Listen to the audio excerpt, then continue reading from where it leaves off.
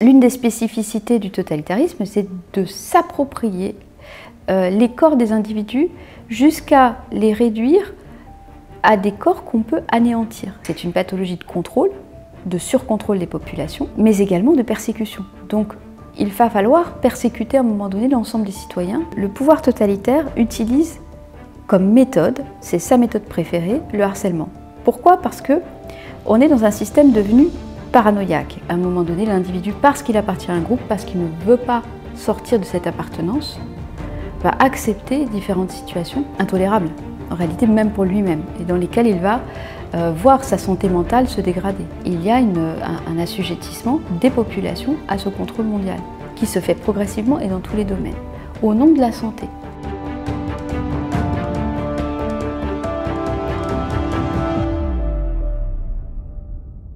Bonjour Ariane Biran. Bonjour. Je suis ravi de vous recevoir pour un nouvel entretien. Je rappelle à nos auditeurs que vous êtes philosophe, psychologue clinicienne et docteur en psychopathologie. Vous êtes notamment spécialisé dans la psychopathologie du pouvoir, l'étude des manipulations, de la perversion, de la paranoïa et du harcèlement. Vous avez écrit plus d'une trentaine d'ouvrages en lien avec cette thématique et vous donnez aussi régulièrement des conférences. Alors, nous allons parler aujourd'hui de votre livre intitulé « Sur le totalitarisme », un ouvrage publié à la fin du mois de décembre et qui rassemble une série de conférences que vous avez données en 2021 et en 2022, consacrées au phénomène totalitaire. Alors, dans la première conférence retranscrite dans votre livre, conférence intitulée « Totalitarisme et liberté », vous soulignez que la psychopathologie est, selon vous, la grande absente de la compréhension de l'histoire de l'humanité, tout en étant sans doute la clé qui permet d'ouvrir bien des portes. En quoi la psychopathologie peut-elle fournir des clés indispensables à la compréhension du phénomène totalitaire? Alors, je pense que d'abord, on va essayer de définir pour les gens un peu la psychopathologie, qui est un gros mot, qui vient de psyché, l'âme, et de pathos, la maladie. Donc c'est l'étude des maladies de l'âme. Comme la psychologie est l'étude de la science de l'âme. Donc c'est une discipline qui a été utilisée essentiellement, traditionnellement par la psychiatrie pour étudier les troubles psychiques, les maladies mentales et leurs causes. Voilà les liens de causalité qu'on peut faire.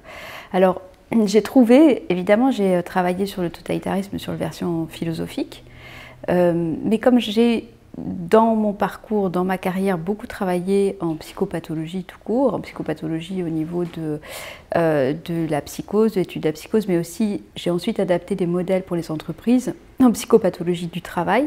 Qu'est-ce que c'est? C'est qu'on va étudier comment fonctionnent les groupes, comment fonctionne l'individu au sein des groupes et comment des situations dégénèrent. C'est-à-dire quels sont les mécanismes psychiques qui font que les situations dégénèrent. Un des termes les plus connus de la psychopathologie, c'est le déni. Mais ça peut être aussi le clivage, ça peut être la banalisation de la violence, c'est-à-dire ce qu'on appelle les mécanismes de défense qui permettent de se protéger de la violence d'une situation. Par exemple, si on assiste à une situation de harcèlement, comment on va s'en protéger psychologiquement. Et il m'a semblé que dans le totalitarisme, ça pouvait être une clé tout à fait intéressante. Alors, elle avait été utilisée par exemple par Eugène Henriquez pour les institutions, c'est-à-dire comment des institutions commencent à dysfonctionner, quels sont les liens, la dénaturation des liens entre les individus qui leur font accepter des situations inacceptables. Et donc je dirais que ma contribution au niveau de ce que j'ai pu étudier dans le totalitarisme, c'est d'apporter cette clé supplémentaire qui nous permet manifestement de répondre à des questions telles que pourquoi des personnes obéissent, se soumettent ou collaborent à des situations dans lesquelles elles n'auraient pas collaboré en d'autres circonstances. Donc essentiellement, la psychopathologie, elle va étudier derrière ces mécanismes la souffrance qui est inhérente à certaines situations de violence et comment le psychisme fait pour s'en défendre, que ce soit au niveau individuel ou collectif. Puisque finalement la psychopathologie, elle va étudier aussi, et c'est ce qui me paraît très intéressant, c'est qu'est-ce qui va se passer dans les phénomènes de groupe, donc ce que j'ai appelé moi des groupes régressés, c'est-à-dire à un moment donné l'individu, parce qu'il appartient à un groupe, parce qu'il ne veut pas sortir de cette appartenance, va accepter différentes situations intolérables, en réalité même pour lui-même, et dans lesquels il va voir sa santé mentale se dégrader. Il va le subir en tout cas. Et dans cette conférence, vous dites aussi que le totalitarisme n'a pas disparu avec le nazisme ou le stalinisme, bien que soit supprimée la figure du chef incarné qui porterait le projet totalitaire. Vous ajoutez que nous vivons aujourd'hui une montée inédite d'un totalitarisme mondial. Alors, en quoi sommes-nous confrontés à un nouveau totalitarisme à l'échelle planétaire selon vous, et sous quelle forme se déploie ce phénomène totalitaire aujourd'hui? Alors j'avais noté une petite citation de Günther Anders, donc un philosophe du XXe siècle qui a été l'un des tout premiers à alerter sur la montée du nazisme, qui nous dit dans son discours sur les 3 guerres mondiales, il nous dit la chose suivante: les situations hitlériennes ne sont pas si immédiates à reconnaître. Il est vrai qu'il y a de temps à autre des éclairs qui font flamboyer pendant une seconde le paysage d'aujourd'hui et montrent comment il ressemble effroyablement à celui d'hier. C'est une première question, c'est-à-dire que quand nous sommes immergés dans une situation, nous avons beaucoup de mal à repérer les points communs avec des situations antérieures, et notamment avec la question du nazisme. Or, j'ai démontré dans le débat interdit publié chez Trédaniel, écrit avec Vincent Pavant, les similitudes avec les mesures prises par les nazis dans les années 30, notamment d'exclusion d'une certaine catégorie de la population, de possibilité ou non de liberté de mouvement, de passeport sanitaire, etc. Et aujourd'hui, nous avons, si l'on en croit notamment Vera Sharav, qui a fait un documentaire absolument spectaculaire qui s'appelle « Plus jamais sain, c'est maintenant », qui va paraître bientôt en sous-titrage en français, que nous avons une infiltration des organisations internationales depuis des décennies, de la part tout simplement des mêmes filiations nazies. Et c'est assez problématique. Alors, j'ai écrit un tout petit opuscule qui s'appelle l'International nazi, qui n'est pas du tout destiné à des gens qui connaissent déjà et qui ont approfondi le problème, mais plus destiné, on va dire, à des gens normaux, pour leur rappeler une hypothèse qu'avait manifestée Hannah Arendt, et qui était que les nazis non seulement n'avaient pas perdu la guerre, mais avaient simplement sacrifié l'Allemagne puisqu'il s'agissait d'une ambition de domination planétaire. Et on peut déjà le repérer par exemple au fait que dès 1943, il y a eu des nazis qui ont entrepris de créer beaucoup d'entreprises en Amérique du Sud en préparation de ce sacrifice de l'Allemagne. Et ce qui se passe, tout le monde connaît plus ou moins l'opération Paperclip, ce qui se passe c'est que des nazis ont été réintégrés. Il y a eu bien sûr des condamnations, mais elles n'ont non seulement pas été suffisantes et surtout n'ont pas concerné certains chercheurs qui ont eu un rôle déterminant au niveau des recherches sur les populations et des expérimentations militaires notamment, dont on connaît bien par exemple le programme MK-Ultra de la CIA, c'est maintenant quelque chose d'assez connu, mais il y a une implication immédiate dans l'après-guerre des nazis, et cette infiltration dans les organisations internationales, Vera Sharav nous alerte sur le fait que nous n'y avons pas prêté attention du tout, et que maintenant nous nous retrouvons finalement avec une idéologie assez similaire que l'on peut repérer aux essentiels non essentiels, hein, inutiles, utiles, à des politiques eugénistes, à des politiques promouvant finalement l'euthanasie et diverses mesures qui ressemblent fortement à un contrôle absolu des existences, qui se repère aussi avec dans ces organisations internationales, notamment les politiques dites de santé publique, hein, qui arrivent avec l'OMS. Donc j'en ai parlé au travers des droits sexuels qui me paraissent faire le lit d'un totalitarisme mondial. Ça, je l'avais dit en 2017, mais tout simplement en analysant les textes, parce que par contre, ce qui est certain, c'est que les textes sont accessibles, les textes sont publics, les textes ne sont simplement pas connus des populations, et il n'y a pas d'analyse et de relais dans les médias. Donc c'est ce chez nous, en fait, qui manque, parce qu'en réalité, dès qu'on va se pencher sur la nature de ces textes, ils existent. Par exemple, il n'y a rien de caché, j'ai envie de dire. Par exemple, pour la surveillance mondiale, on a une citation de Klaus Schwab dans son livre, qui est « L'endiguement de la pandémie de coronavirus nécessitera un réseau de surveillance mondiale ». Donc, ça signifie tout simplement que nous sommes... Qu'est-ce que c'est le totalitarisme? C'est l'ambition de la domination totale sur les individus, c'est une domination à la fois spatiale et également temporelle, hein, puisque c'est avec une visée sans limite de temps, de laquelle on ne peut plus échapper. Alors certains parlent aussi, en tout cas Vera Sharav, et il y a quelque chose sur lequel elle insiste et que je voudrais transmettre, c'est que ce qui s'est passé, qui a permis les destructions massives des populations dans le nazisme, sont notamment deux facteurs. Le premier, c'est la collaboration de la grande industrie et du grand capital, donc elle cite notamment IBM, mais aujourd'hui on peut voir qu'il y a une collaboration massive, de plus en plus monopolistique, de grands groupes au détriment des petits. Voilà, et une destruction savamment orchestrée des petits indépendants, des petits artisans et petit à petit de la classe moyenne. Et le deuxième facteur, c'est le refus de croire les propos d'Hitler, c'est-à-dire la véracité du projet hitlérien.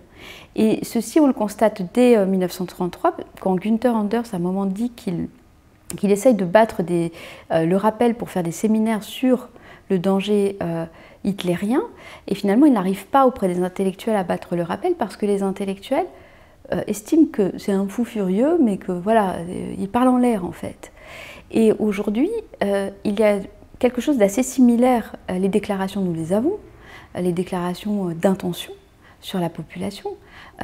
Quand il y a des déclarations telles que cette histoire de surveillance mondiale, quand il y a des déclarations aussi de Harari, le conseiller intellectuel de Bill Gates, sur le transhumanisme, c'est comme si c'était quelque chose d'un peu folklorique, imaginé par des fous furieux, mais dont on doute que cela arrive.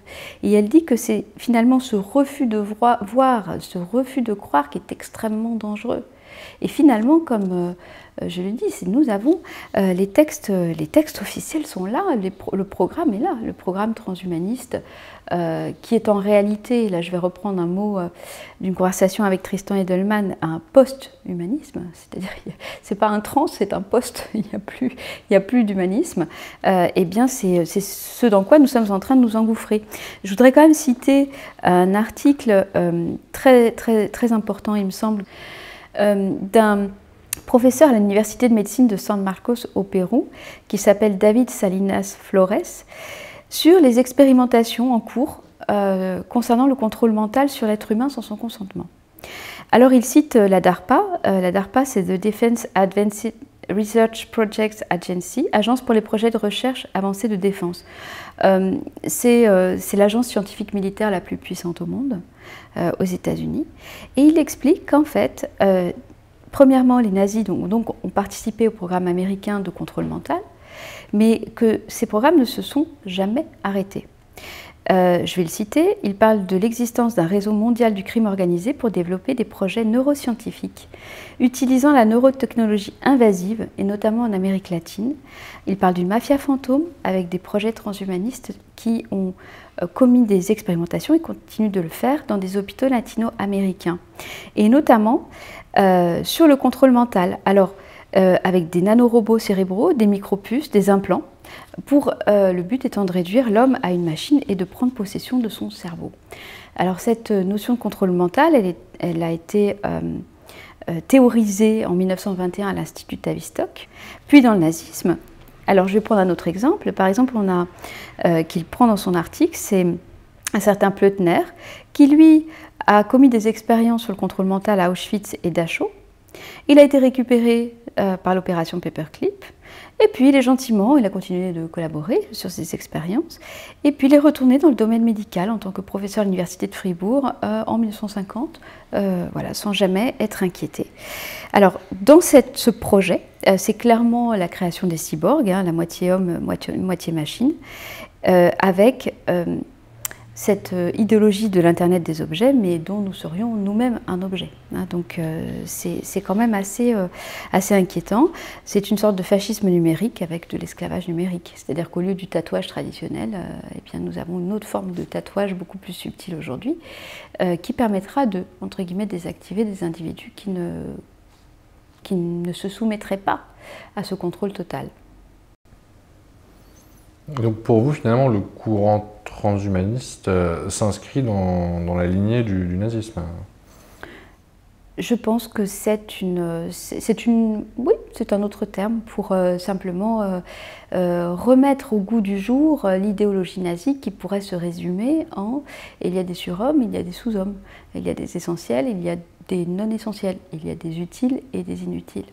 Et cette classification, elle existe depuis des années, au travers effectivement des pseudo-valeurs de notre société, dans un primat d'une sorte de capitalisme effectivement totalitaire. Mais ça s'est vu, ça s'est illustré dès 2020 au travers des mesures que nous avons subies. Alors, on l'a vu en France avec les dits essentiels et non essentiels, ceux qui avaient le droit de travailler, ceux qui n'avaient pas le droit de travailler. Mais plus globalement, dans le monde entier, il y a eu ceux qui ont le droit d'avoir des confinements payés et ceux qui ont eu le droit, entre guillemets, d'être tout simplement laissés sans revenus pour survivre. Et ça a été mis en place au niveau mondial. Ces institutions internationales ne sont pas sans pouvoir sur nos existences. J'ai pris l'exemple de l'OMS à plusieurs reprises. L'OMS, cette histoire de santé publique.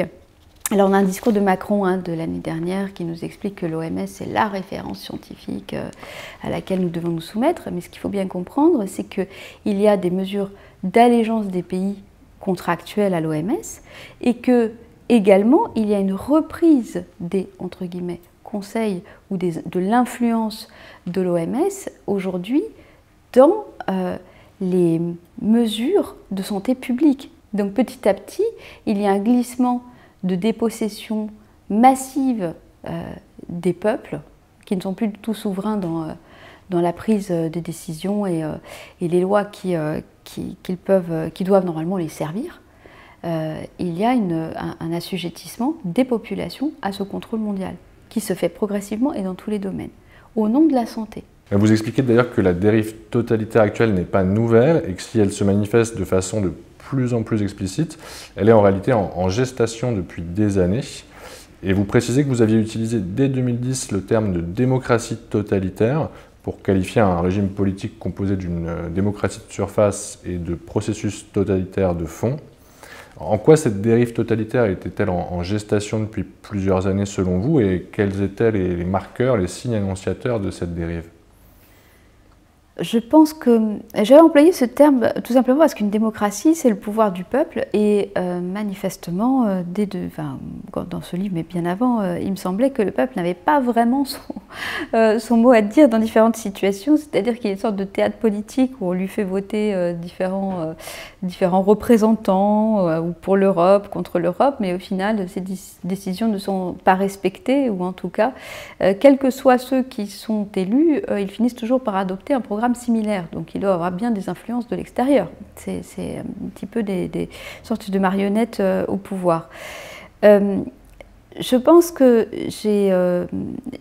j'avais cette spécialisation dans le harcèlement à l'époque où j'étais totalement immergée dans ces processus par l'analyse que je faisais dans les entreprises et je trouvais qu'au niveau de la population et des processus qui se mettaient en place, qui sont une destruction progressive du lien, une érosion du lien, il y avait des processus pervers similaires et une suppression par exemple méthodique des humanités, donc au niveau de l'instruction, une suppression du méthodique des systèmes de santé, un enrichissement de plus en plus fort d'une certaine partie de la population au détriment d'une autre partie de la population avec des inégalités sociales qui n'arrêtaient pas de se creuser. Donc finalement, une double vitesse, encore une fois, entre des privilégiés et d'autres, et que tout ceci provenait aussi de systèmes de santé, dans des systèmes de pensée, qui sont des systèmes d'exclusion, où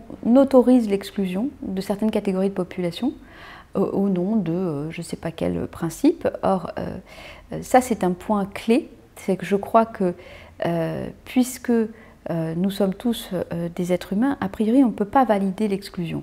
Si on valide l'exclusion, il faut toujours trouver entre guillemets un bon motif au niveau du bien commun. Donc on a eu effectivement les Juifs dans les années 30 pour des questions de santé publique, hein, il faut bien le rappeler, c'est-à-dire parce qu'ils étaient censés être porteurs de maladies, etc. Et donc il fallait les parquer dans des ghettos parce qu'ils transmettaient le typhus, etc. etc. Donc c'était de l'idéologie de santé, mais l'exclusion, elle a pu avoir lieu aussi dans l'apartheid. Hein, effectivement, certains n'ont pas les mêmes droits que d'autres. Alors je crois que nos principes fondamentaux antérieurs, a priori, étaient plutôt que nous sommes, en tant qu'êtres humains, redevables de donner les mêmes droits à tous.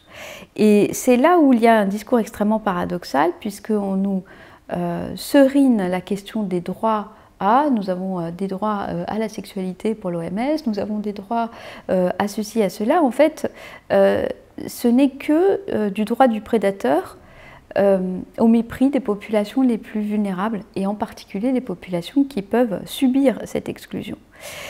Il y a aussi un autre point clé, je pense, qui est une évolution qu'on a vu fleurir avec les nouvelles méthodes de management, etc.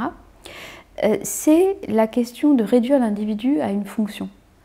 Et on le voit, c'est un discours qu'on entend beaucoup dans l'entreprise, c'est il y a l'individu puis il y a la fonction. En fait, d'abord c'est indissociable, l'individu va accomplir une tâche ou une fonction, mais ne peut pas être réduit à ça, ou en tout cas dissocié complètement de sa fonction,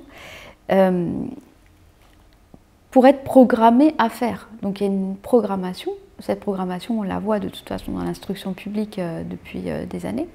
Et cette programmation, elle est destinée à mettre des individus dans des cases compartimentées, qu'on va retrouver au niveau aussi de la division du travail. Et cette division des tâches fait qu'on n'a plus du tout la possibilité de voir la conséquence de ses propres actes. Et c'est ce qu'on a vu se mettre en place au niveau de la santé publique, entre guillemets, avec les protocoles. C'est-à-dire, il suffit d'appliquer des protocoles. Oui, mais à quoi ça sert ces protocoles? Quelles sont les conséquences de l'application de ces protocoles? Puisque l'individu est réduit à ses tâches, il ne peut plus avoir ne serait-ce que l'imagination de jusqu'où ces tâches pourraient le mener, puisqu'il n'en a plus, il est lui-même devenu une sous-catégorie de la division du travail. Donc il y a certainement énormément de facteurs, mais moi je repérais ces mécanismes de plus en plus prégnants au niveau des entreprises en particulier, et donc notamment l'émergence colossale du harcèlement en entreprise. Alors, plus on lutte aujourd'hui contre le harcèlement, plus en réalité il se met en place. Donc il y a quelque chose qu'on n'a certainement pas compris. Hein. Et dans cette conférence totalitarisme et liberté, alors vous faites aussi la distinction entre totalitarisme, dictature, despotisme et tyrannie. On a pu entendre ces différents termes être employés à plusieurs reprises par certains observateurs ces derniers temps, notamment pendant la crise sanitaire. Quels sont les principaux éléments qui permettent de distinguer le phénomène totalitaire de ces autres formes d'exercice du pouvoir, et en quoi est-il important de bien faire la différence? Alors, sans rentrer dans tous les détails des différents types de pouvoir, je crois que la spécificité du totalitarisme, c'est premièrement de viser la domination totale, c'est-à-dire notamment sur la vie intime des gens. Depuis quand l'État se mêle-t-il de la vie intime des gens, de ce qu'ils pensent, de leurs opinions, et également de toute leur sphère intime, de telle sorte qu'ils soient obligés de la réglementer. Je prends souvent l'exemple effectivement de ces droits sexuels de l'OMS qui sont aujourd'hui repris de façon idéologique par l'État français. Eh bien, depuis quand l'État se mêle-t-il de notre sexualité? Je crois que c'est quand même assez problématique. Et cet accaparement de la vie intime, c'est aussi un accaparement des corps, par exemple, puisque l'une des spécificités du totalitarisme, c'est de s'approprier les corps des individus jusqu'à les réduire à des corps qu'on peut anéantir. C'est-à-dire, s'ils sont inutiles, on les anéantit, ou on les laisse de côté, ou on les exclut. C'est quand même une première dimension. La deuxième dimension, c'est que le totalitarisme ne supporte aucune opposition, aucun type d'opposition, à la différence d'autres régimes qui, du moment que l'opposition est à peu près contrôlée, Elle peut exister de façon un peu sporadique. À la limite, c'est folklorique. Pour le totalitarisme, non. Et donc, il va essayer de détruire toute forme d'opposition. Et l'autre spécificité, c'est que quand cette opposition sera détruite, c'est là qu'il montrera son vrai visage. Alors qu'un régime tyrannique traditionnel, une fois que l'opposition est contrôlée, il n'a pas de nécessité de...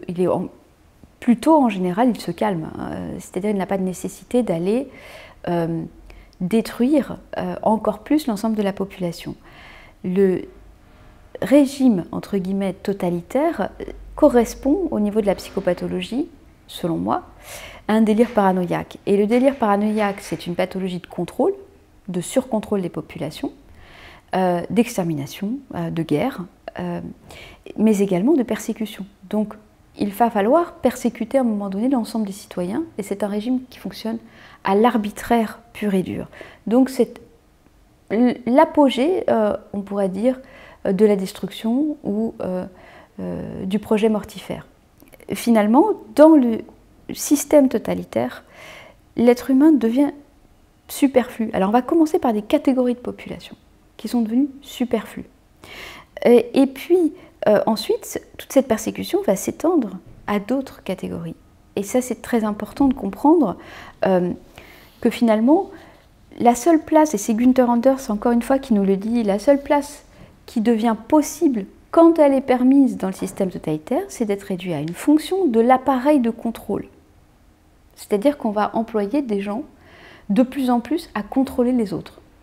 On l'a vu, il y a eu des contrôleurs de cas Covid, et donc toutes ces fonctions de contrôle vont s'amplifier au détriment des fonctions de création, de production dans la société, hormis pour le champ de la guerre. Donc c'est vraiment tout à fait, et je vais mettre aujourd'hui la santé dans le champ de la guerre, puisque la question de la santé publique est devenue un enrichissement de lobbies et de monopoles qui font la guerre contre les populations.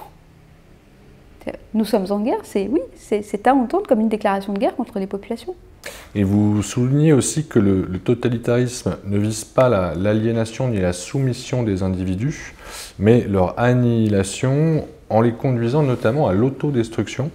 Alors pourquoi le pouvoir totalitaire cherche-t-il à amener les individus à s'autodétruire, et quels sont les principaux moyens qu'il emploie pour y parvenir? Alors, je vais, de mon point de vue, toujours ramener à la psychopathologie qui me parle. Encore une fois, ce n'est pas exhaustif, évidemment, ça ne peut jamais l'être, mais ça me paraît très important.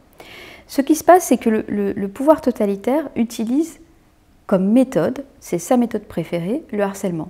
Pourquoi? Parce qu'on est dans un système devenu paranoïaque. Qu'est-ce que c'est, en deux mots, la psychose paranoïaque? Qui est collective, qui peut être collective, qui opère à la contagion délirante, c'est un terme que j'ai créé il y a des années pour expliquer ces phénomènes de contagion. C'est une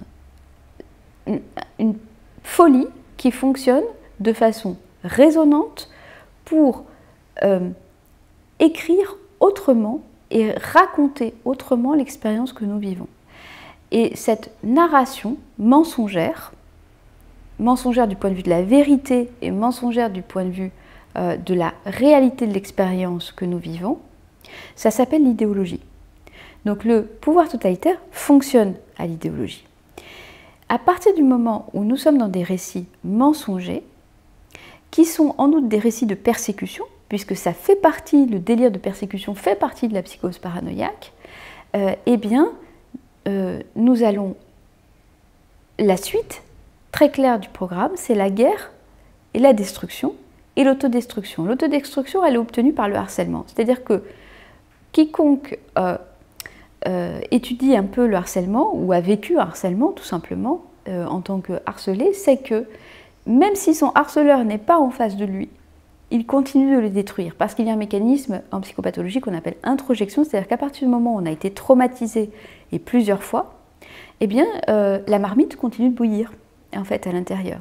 Et c'est ce qui amène l'explosion des tentatives de suicide que l'on connaît actuellement, que l'on voit dans les entreprises quand il y a du harcèlement qui commence à se déployer.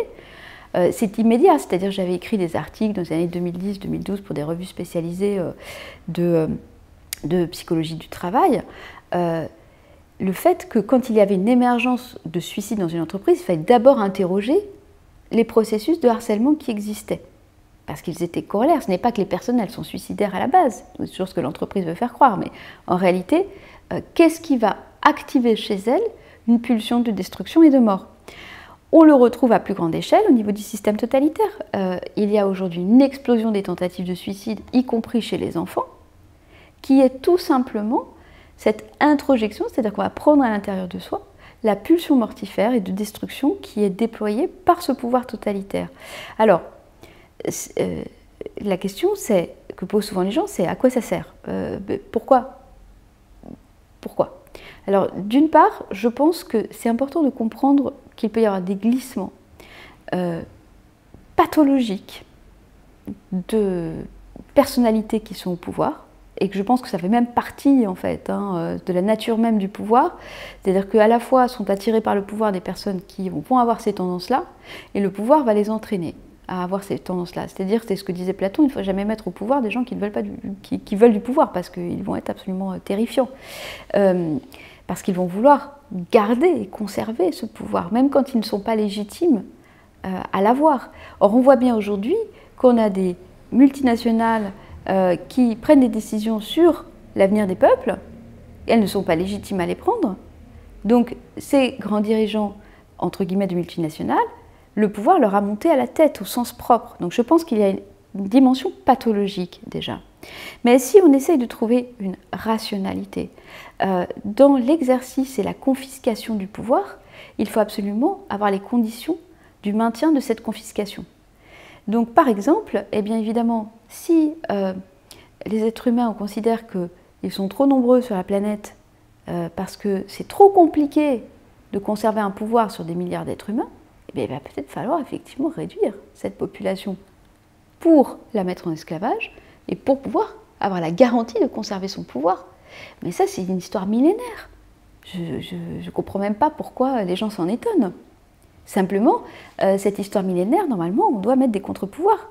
Ils ont été rognés par des stratégies de guerre, des tactiques de cheval de Troie, où des personnages clés ont été mis à des postes clés pour promouvoir un programme de super contrôle et de super surveillance et de mise en esclavage. C'est aussi simple que ça. Je pense que malheureusement, cet attrait du pouvoir est la question que nous devons humainement résoudre et sur laquelle nous devons tout le temps porter notre attention. Alors, vous consacrez aussi plusieurs pages dans votre livre sur le fait que le totalitarisme ne peut pas se mettre en place sans la collaboration de nombreux individus. Il a nécessairement besoin de l'assentiment des masses. Et vous précisez que le système totalitaire est la rencontre entre un pouvoir cynique et corrompu et une masse d'individus crédules et obéissants qui renoncent à la vérité, donc à la justice.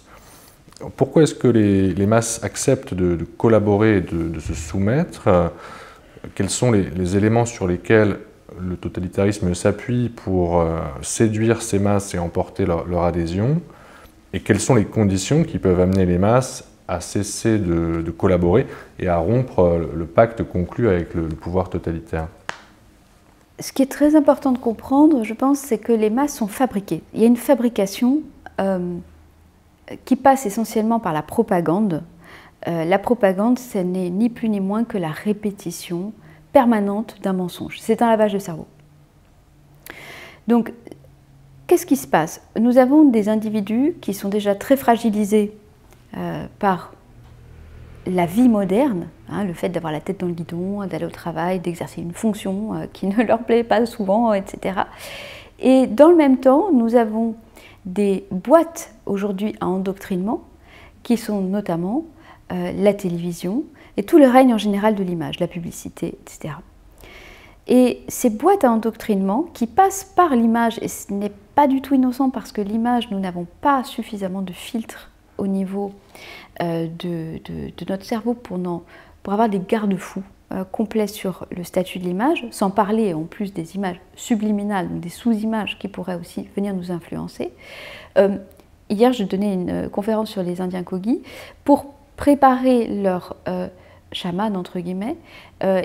La préparation se fait 18 ans dans l'obscurité. Pourquoi? Parce que précisément, eux considèrent que la vision est un sens trompeur. Que je ne crois qu'à ce que je vois, eh bien, on est sûr qu'on est dans un sens trompeur. Donc précisément, il est très facile de manipuler les êtres humains par l'image.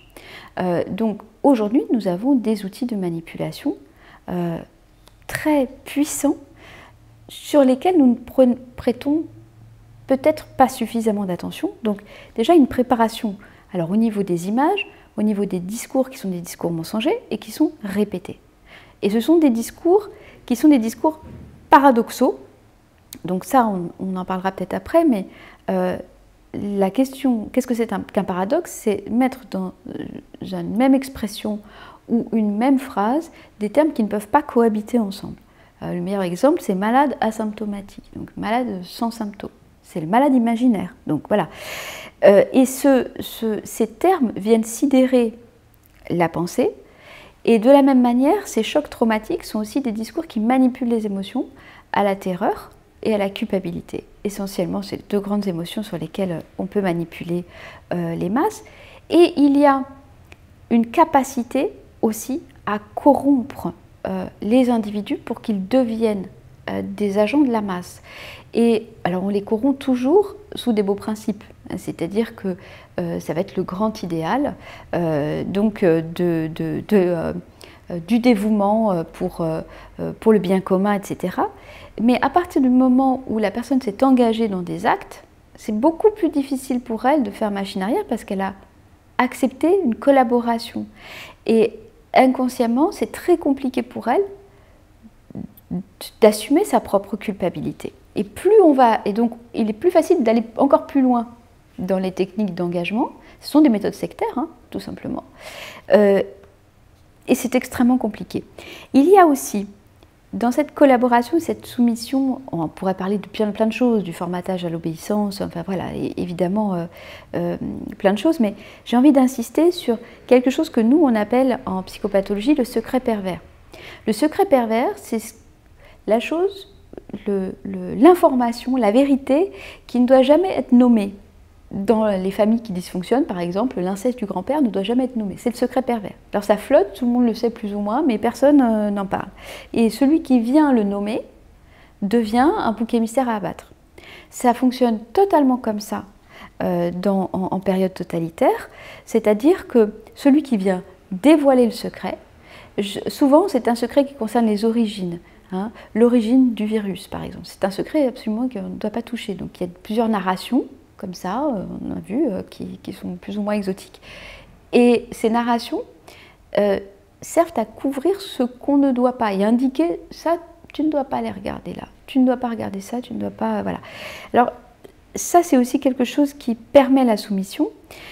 Je pense, on a eu une grande psy qui s'appelle Alice Miller qui avait travaillé sur les conditions d'obéissance des Allemands qu'elle avait trouvé dans l'éducation, notamment à la dure à l'époque. Mais aujourd'hui, je ne crois pas que nous soyons encore dans ce cas-là.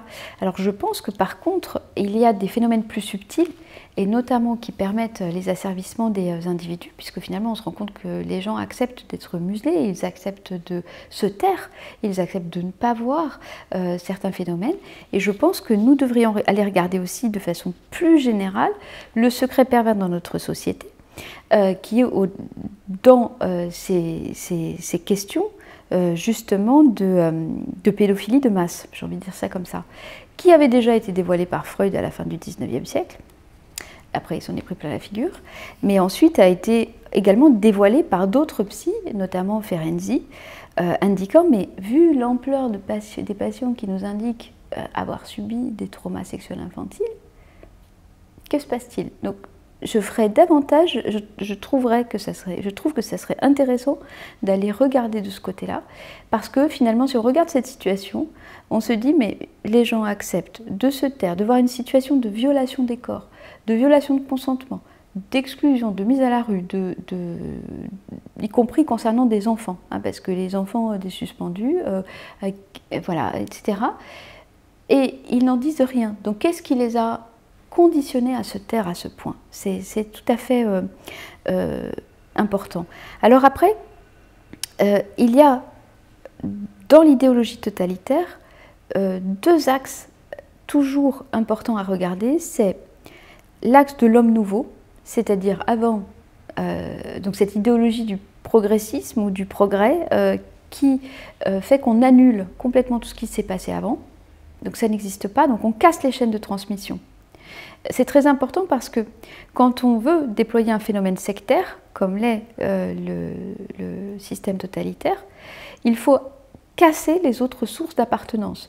Donc les sources d'appartenance, elles sont évidemment au sein des familles. On a vu que les familles ont explosé à la faveur de ce clivage vacciné-non vacciné, notamment les amitiés, les appartenances sociales, culturelles, les loisirs, le travail. Tout a été passé au marqueur de cette division entre vaccinés et non vaccinés.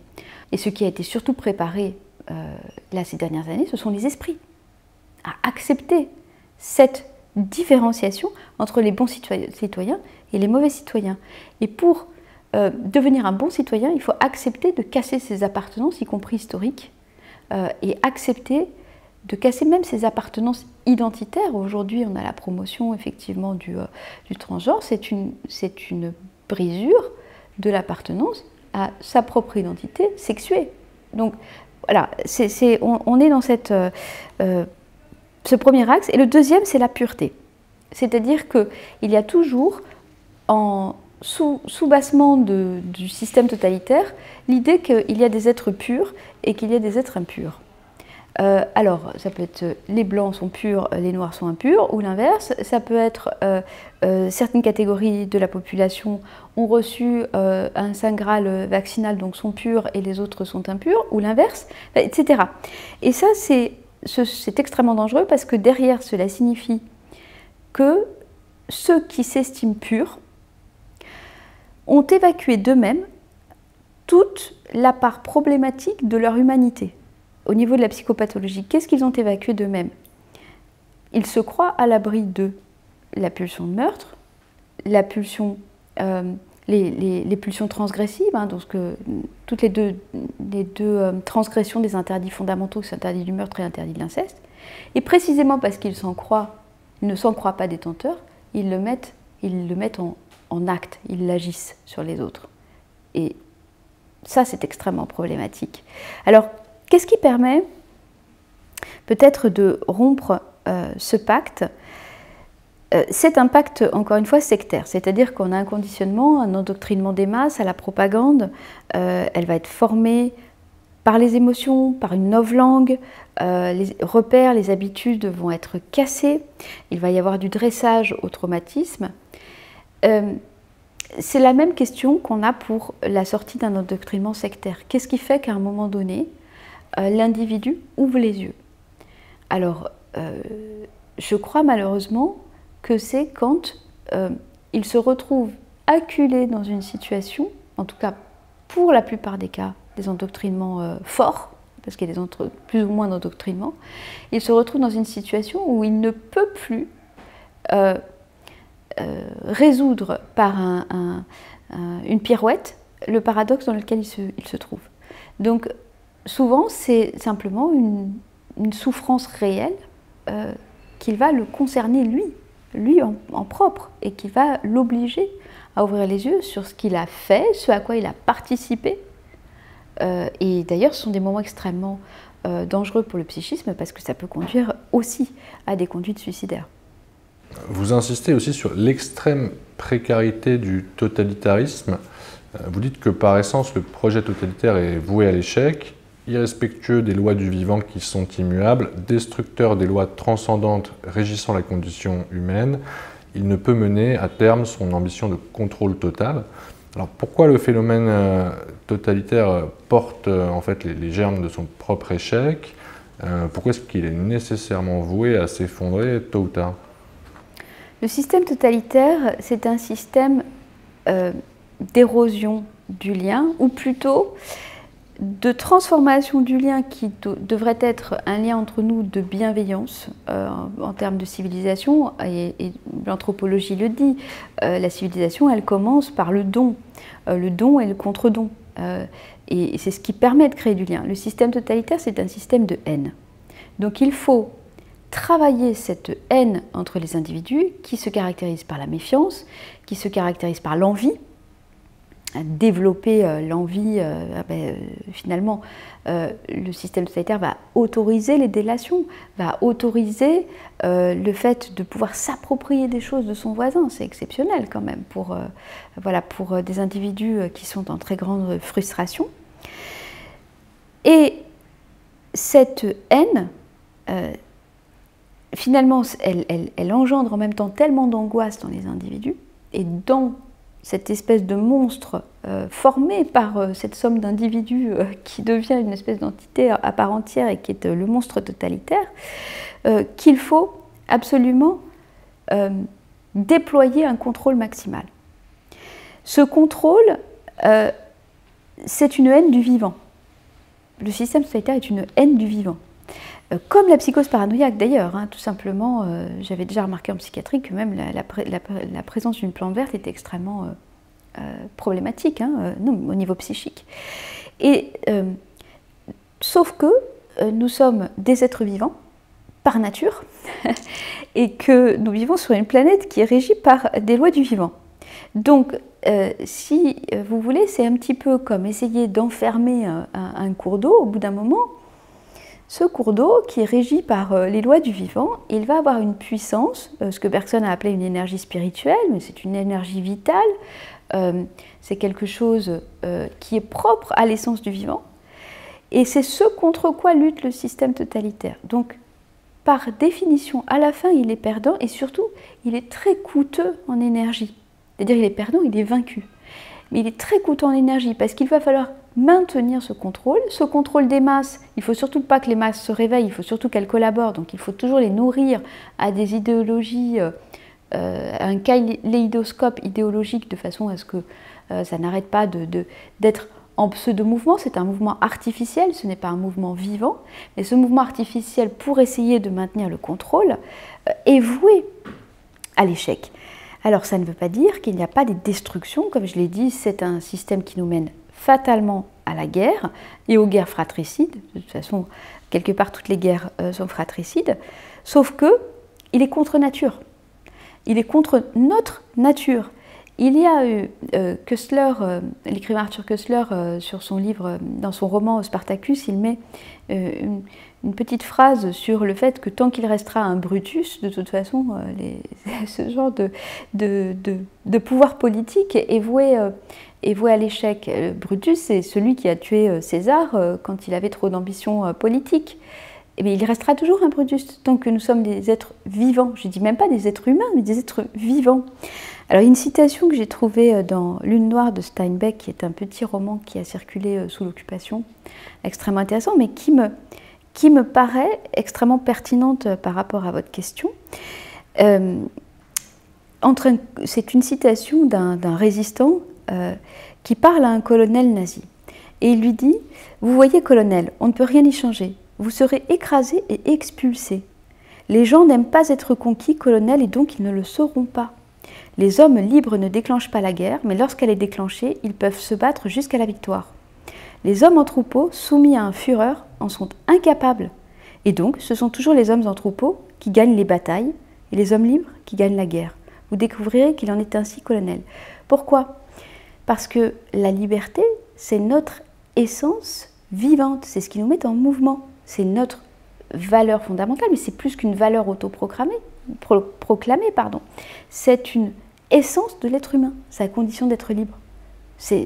La vie circule là. Donc, pour reprendre, encore une fois, pour refaire un tout petit détour chez les Indiens Kogi, précisément, ils dénoncent chez nous, dans nos systèmes occidentaux, et ils nous ont avertis depuis des années que nous aurions des destructions inouïes, de la violence, des guerres, etc., parce que nous nous racontons des histoires mortes. Et le système totalitaire, c'est un système anti-vie. C'est tout simplement ça. Donc il ne peut pas fonctionner. Alors il peut durer longtemps, il peut durer des décennies, mais il y a un moment donné, ça va s'effriter, et ça s'effrite. Et les peuples qui ont connu le totalitarisme, ils créent ces chemins d'effritement tout de suite. Ils les connaissent déjà. Par où je vais faire circuler la vie? Oui, parce que vous répétez souvent, d'ailleurs, en citant Hannah Arendt, que le totalitarisme, en fait, cherche à annihiler toute spontanéité. La spontanéité, c'est la manifestation de la liberté, absolument. Mais ça n'est pas possible. C'est-à-dire que, contrairement à la condition animale, nous avons notre libre arbitre.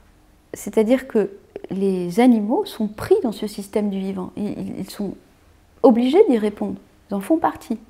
Nous avons le libre arbitre de dire nous pouvons sortir du système du vivant et décider que Dieu c'est nous, que c'est nous qui décidons quel est le récit à mettre sur telle ou telle situation.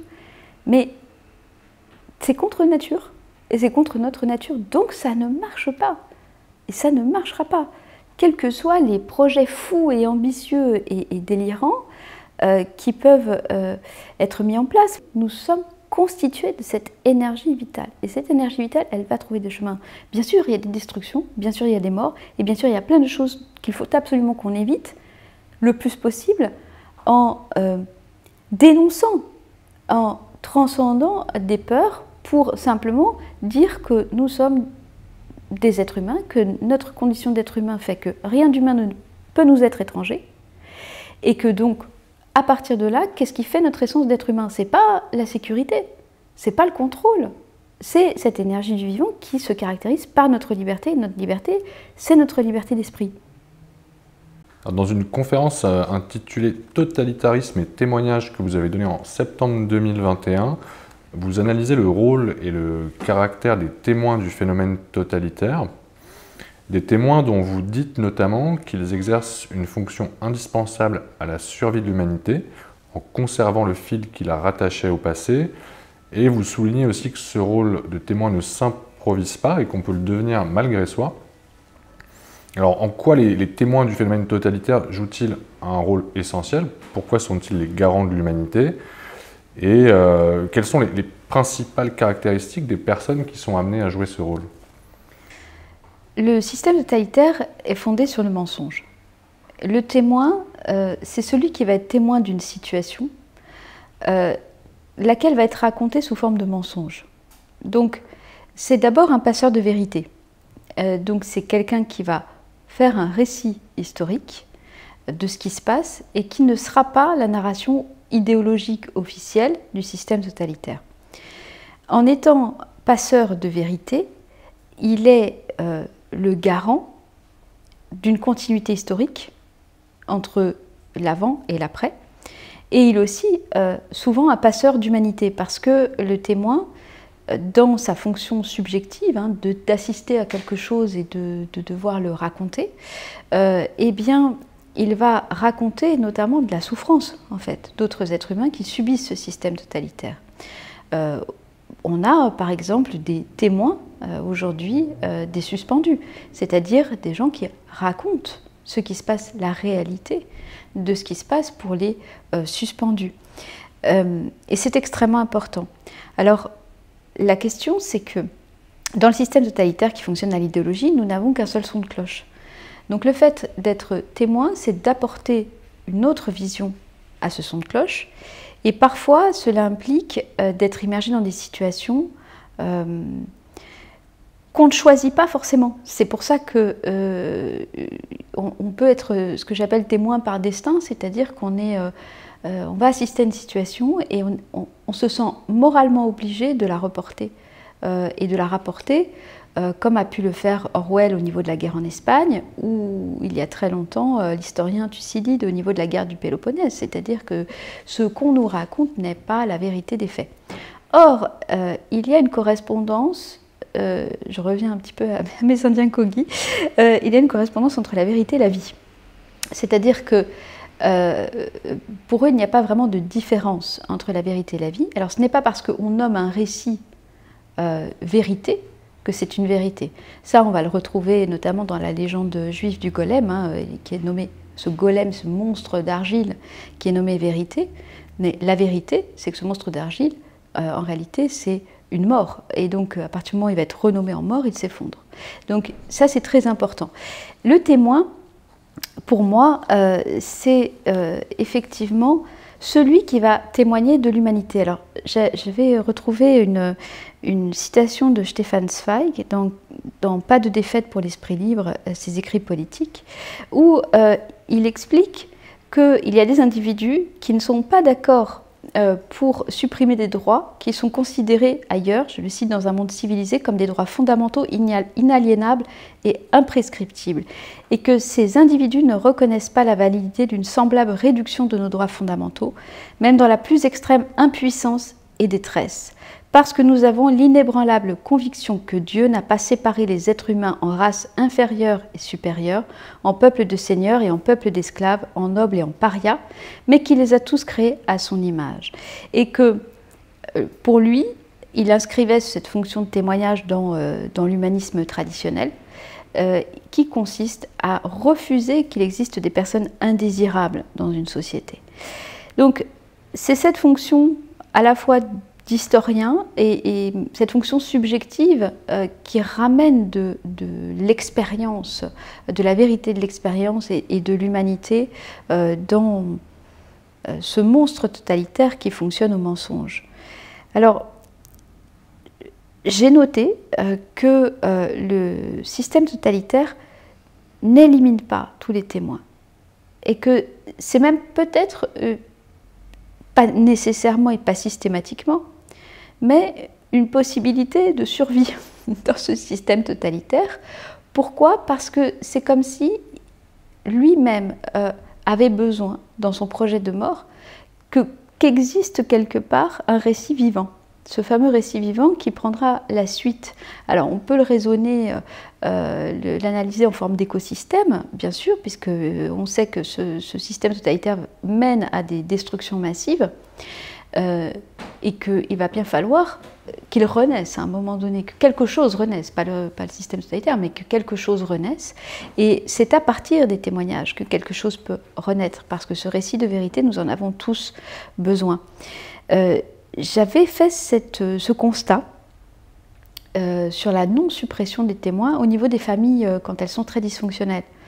Et donc j'ai eu l'idée de l'appliquer en fait au système totalitaire, c'est-à-dire que les familles extrêmement dysfonctionnelles, il y a un gros secret de famille, pourraient tout à fait éliminer l'ensemble des témoins. Or, elles n'éliminent jamais le témoin principal, celui qui a la capacité de raconter ce qui s'est passé. Et c'en est même assez stupéfiant. Elle peut éliminer des personnes dans le système familial. Quand je dis éliminer, ça peut être des internements abusifs ou justement conduire un individu dans la famille au suicide. Mais il y a toujours la manifestation du maintien d'un témoin. Et donc, ça m'a paru intéressant de rapporter cette figure du témoin à la question du système totalitaire. Elle peut le persécuter, le système totalitaire peut persécuter le témoin. Mais l'éliminer, en tout cas, il ne parvient jamais à éliminer complètement les témoins. Et vous dites aussi dire que ces témoins, alors qu'ils peuvent l'être malgré eux, sont tous d'une très grande intégrité morale, que c'est un critère en fait indispensable pour jouer ce rôle de témoignage. Absolument, parce qu'il s'agit de restituer la vérité. C'est-à-dire que la question morale, la question du bien et du mal, elle ne peut pas être dissociée de la question du vrai et du faux.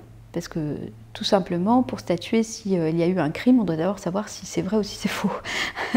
Donc, c'est fondamental. Ça va ensemble. Et du point de vue psychologique, dans la construction du développement psychique, cette distinction du bien et du mal et du vrai et du faux, et du juste et de l'injuste, se construit au même moment pour la personnalité. Et c'est ce qui va pousser à témoigner, c'est le sentiment de cette responsabilité morale.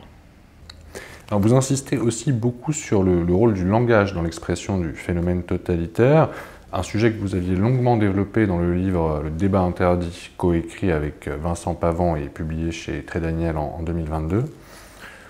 Dans la conférence Totalitarisme et langage que vous avez donnée en juin 2021, vous expliquez que nous devons nous méfier de ceux qui sont en guerre contre la langue, qu'il s'agisse d'une guerre ouvertement déclarée ou d'une guerre plus subtile, que les mots ne sont pas des outils interchangeables et que notre liberté réside aussi dans le pouvoir de bien nommer l'expérience humaine.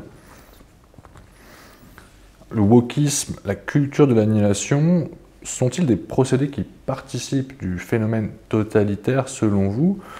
Est-ce qu'ils sont des symptômes subtils d'un nouveau totalitarisme en gestation? Et est-ce qu'ils s'inscrivent finalement dans le cadre de la création de cet homme nouveau que le phénomène totalitaire appelle de ses voeux? Absolument. Le simple terme culture j'arrive même pas à le dire, de l'annulation est un paradoxe. La culture, c'est tout sauf annuler quelque chose. C'est au contraire l'intégrer sans souvenir. C'est un travail de mémoire. Le récit vivant est aussi un travail de mémoire. Donc à partir du moment où on fait du révisionnisme au nom de la culture, on est en train de tuer la culture. Donc ça, c'est le paradoxe, il est déjà là. Et la novlangue, c'est quelque chose, c'est un mot qu'on doit à Orwell, bien sûr. C'est cette langue totalitaire qui va changer à la fois le sens des mots, les constructions grammaticales, et introduire une série de paradoxes qui empêchent d'avoir accès à une langue qui permet de nommer la vérité des choses et la vérité de l'expérience. Et on le voit par exemple dans des termes tout à fait communs, comme un plan social. Enfin, un plan social, ça n'a rien de social. Voilà, c'est un plan de destruction du social. Donc, ce sont des choses comme ça qu'on a tout le temps dans notre quotidien. Je réfléchissais au terme discrimination, qui me paraît par exemple très problématique. Discriminer, cela signifie faire le tri, séparer. Donc, c'est important de faire le tri pour mettre les choses à leur juste place. Parce que précisément, c'est dans la confusion que s'introduisent les transgressions. Donc, quand on va nous parler de la lutte contre les discriminations, on nous parle de la lutte contre la sortie de la confusion. C'est quand même intéressant. Et on va le reprendre. Enfin, moi-même, je vais reprendre cette expression parce que ce sont des conditionnements mentaux qui sont les nôtres. Alors, la langue doit être, alors on a eu Klemperer qui a énormément travaillé sur la langue nazie, je vais prendre une citation qu'il dit, que j'utilise parce qu'à un moment donné il rencontre une dame qui a fait de la prison et lui dit « mais pourquoi étiez-vous donc en tôle ?» Et elle lui dit « j'ai dit des mots qui n'ont pas plu ». Donc le système totalitaire persécute sur les mots, il y a les bons mots et les mauvais mots, et les bons mots sont ceux qui sont autorisés par le régime et qui sont imposés par le régime. On a des nouveaux lexiques aujourd'hui qu'on est censé appliquer, qu'on est même dans l'obligation d'appliquer, et on a une déconstruction savante. Donc là j'ai fait tout un travail effectivement dans le débat interdit en prenant comme exemple la situation que nous vivions pour casser tous nos repères dans la langue. Or, ceci, on le retrouve dans la psychose paranoïaque, c'est-à-dire que qu'est-ce que c'est qu'un délire paranoïaque? Je reprends la définition qu'en donnait Lacan, c'est un immense blabla extraordinairement articulé. Voilà, donc c'est à partir du moment où on va tous délirer ensemble, on va délirer ensemble à partir d'un travestissement de la langue. Et ceci n'est pas nouveau, on a Thucydide dans la guerre du Péloponnèse, donc 5e siècle avant Jésus-Christ. 5e siècle avant Jésus-Christ, il étudie en tant qu'historien la guerre entre Athènes et Sparte, et il va nous dire « on changea jusqu'au sens usuel des mots par rapport aux actes dans les justifications qu'on donnait. Une audace irréfléchie passa pour un dévouement courageux à son parti, une prudence réservée pour lâcheté déguisée, la sagesse pour le masque de la couardise, l'intelligence en tout pour une inertie totale. Les impulsions précipitées furent comptées comme qualité virile et les délibérations circonspectes comme un beau prétexte de dérobade. » Donc, il faut bien comprendre que cette attaque de la langue est très insidieuse et nous la subissons en permanence. Donc, il faut être très attentif à interroger, presque comme on interrogerait un texte, c'est la fonction de la grammaire, à nous permettre de prendre de la distance par rapport à un texte, et de dire finalement ces textes et ces discours officiels, ces mots, ils nous parlent de quoi? Ce qu'on appelle progressisme aujourd'hui, est-ce que c'est vraiment du progrès? Etc. etc. C'est-à-dire tout le temps une analyse critique par rapport à cette immersion dans une langue qui est d'ailleurs reprise par tout le monde. On va retrouver des expressions, des nouvelles expressions dans tout son entourage. Il y a une contamination de ces expressions. À partir du moment où on les adopte, on est rentré dans cette colonisation mentale. Donc c'est extrêmement, extrêmement important d'y prêter attention. Alors, ça donne à la fin, je vais prendre une citation d'Agamben qui nous a dit, au niveau de ce que nous subissions depuis 2020, donc Agamben le philosophe, c'est le langage lui-même comme lieu de manifestation de la vérité qui est confisqué aux êtres humains. Ceux-là ne peuvent à présent qu'observer muet le mouvement vrai parce que réel du mensonge. Quand on appelle santé publique le fait de ne pas soigner des gens, par exemple, on est dans un langage mensonger.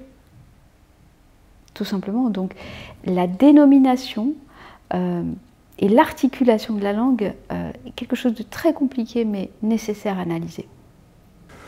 Alors dans la conférence que vous avez donnée à Lisbonne en septembre 2022 lors du congrès Corruption et fraude dans la crise Covid, vous expliquez qu'il est fort à parier que le contrôle des mouvements des citoyens soit réinventé à la faveur d'autres urgences qui ne seraient d'ailleurs pas nécessairement sanitaires.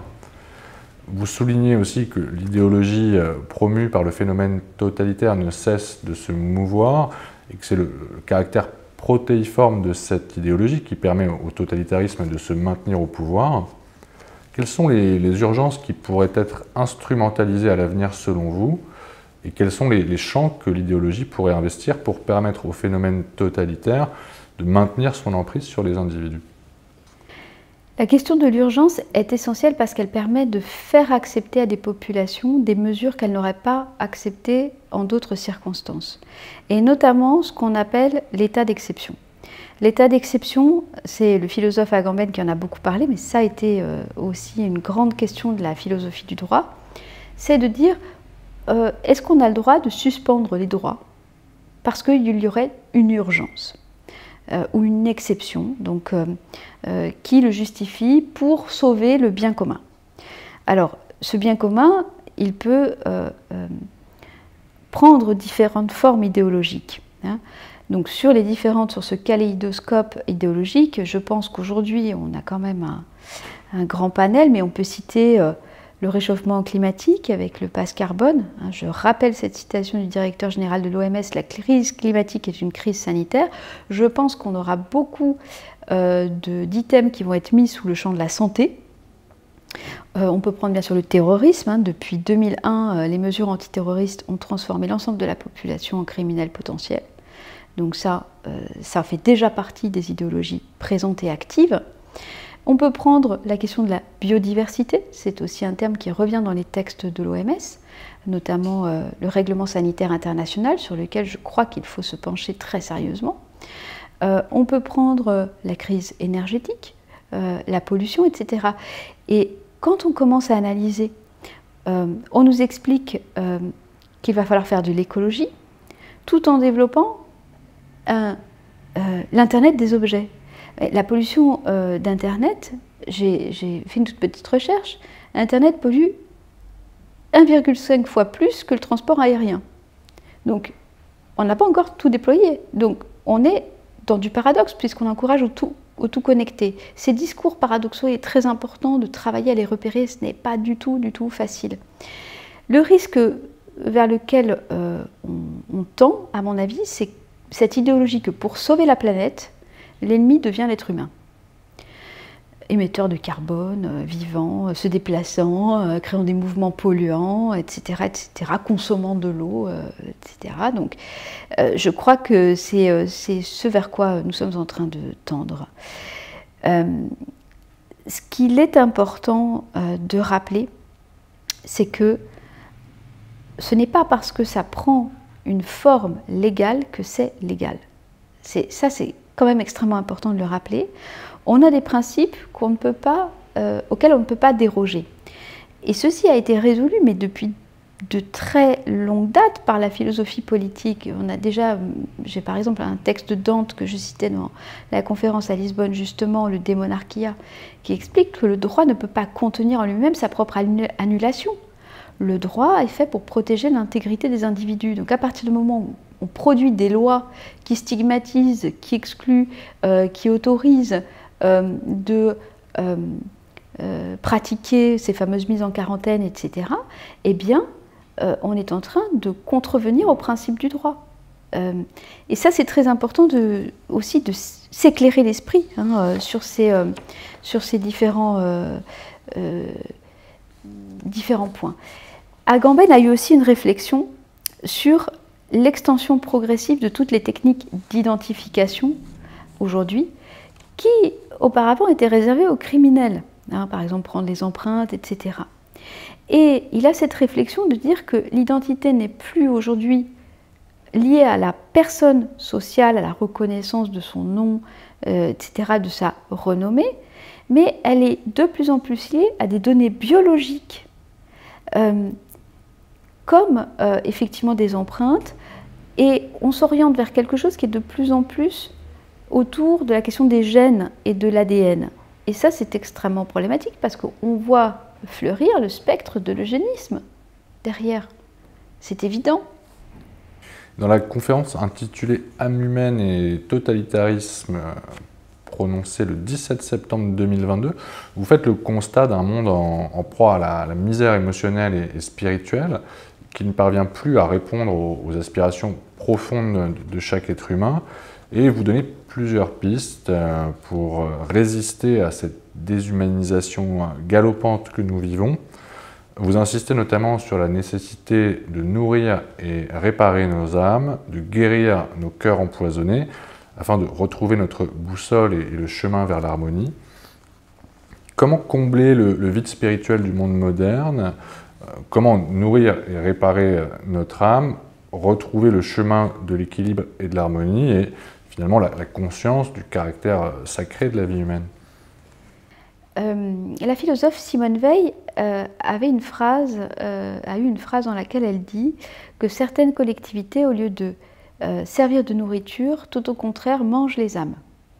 Et je crois qu'aujourd'hui, il y a un tel endoctrinement idéologique que la moindre participation à des groupes expose l'individu à se retrouver dans un groupe qui régresse. Parce que finalement, le groupe qui régresse, c'est quoi? C'est des individus plus fragiles dans le groupe vont devenir plus angoissés et vont donc être beaucoup plus poreux au processus totalitaire et vont eux-mêmes les mettre en œuvre. Je crois que la lutte contre le totalitarisme, elle se fait à partir des individus. C'est-à-dire justement sortir l'individu de ses conditionnements collectifs et de masse pour qu'il reprenne son pouvoir personnel. On sait très bien que sur l'ensemble de la catégorie de la population, on n'a pas besoin que cet ensemble soit conscient de ce qui se passe pour à la fois se mettre en action et même tout simplement remporter cette lutte contre le totalitarisme. C'est très important de rappeler ça. Bien sûr que plus il y a d'individus qui s'éveillent, plus c'est important. Mais ce n'est presque pas un critère nécessaire.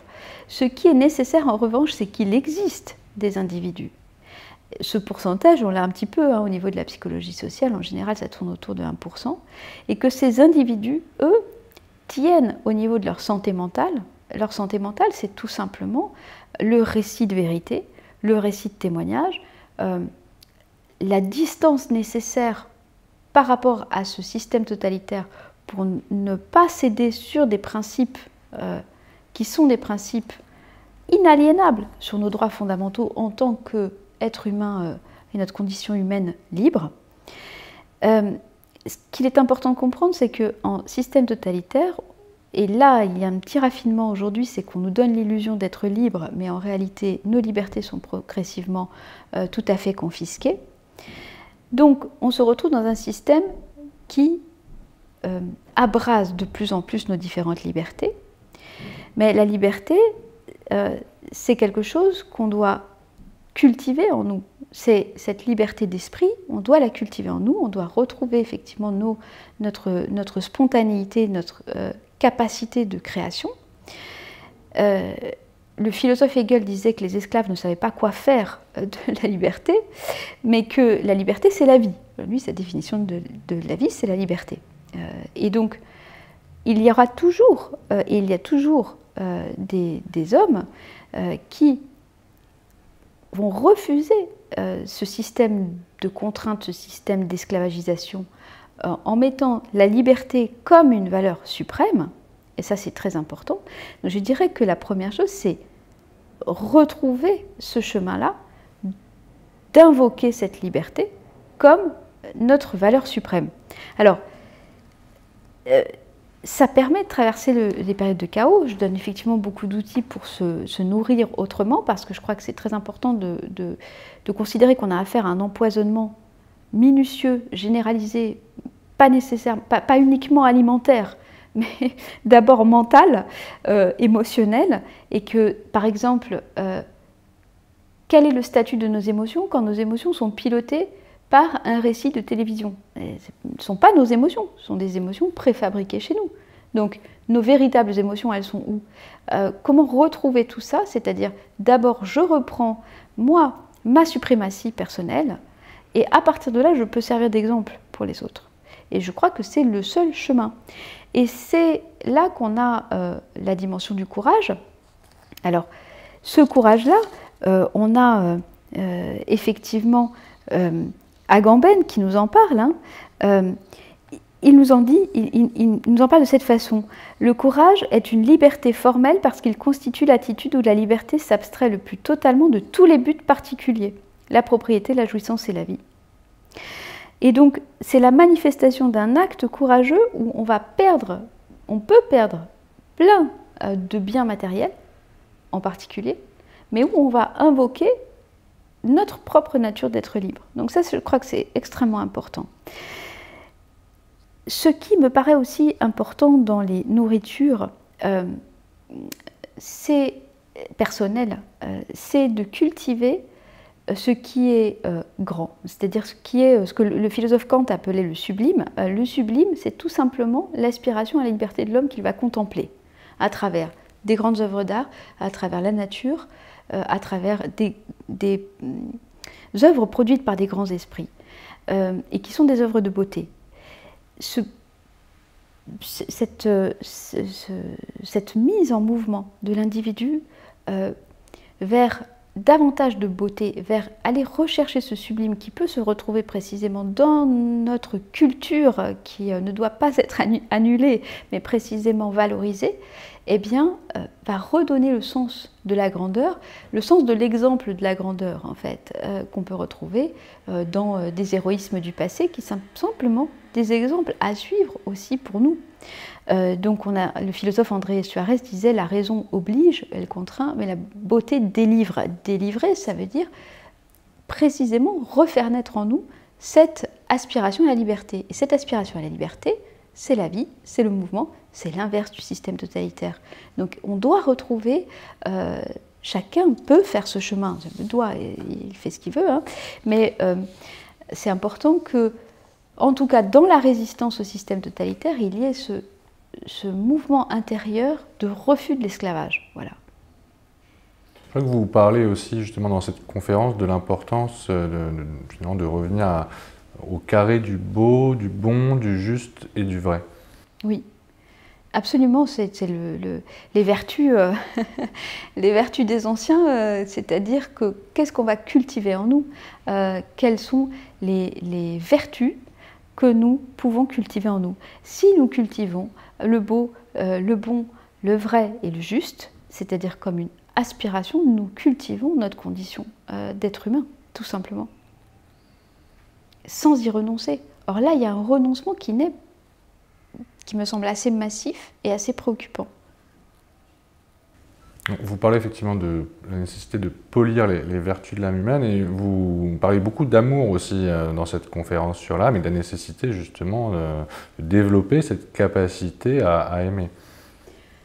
En particulier parce que c'est Hegel disait « Rien de grand dans le monde ne s'est accompli sans passion ».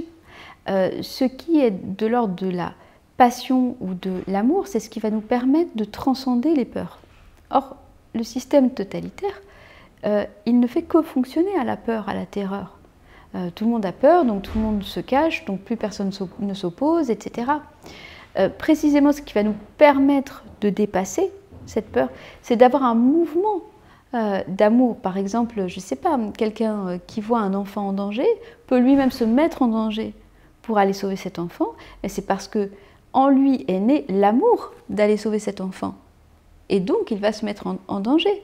Et ça, c'est extrêmement important. Hein. Simone Veil rappelait bien l'importance, dans certaines circonstances, de valoriser aussi le sacrifice, c'est-à-dire le fait de rendre sacré, donc de se mettre soi-même en péril pour sauver quelque chose de plus grand qui nous traverse.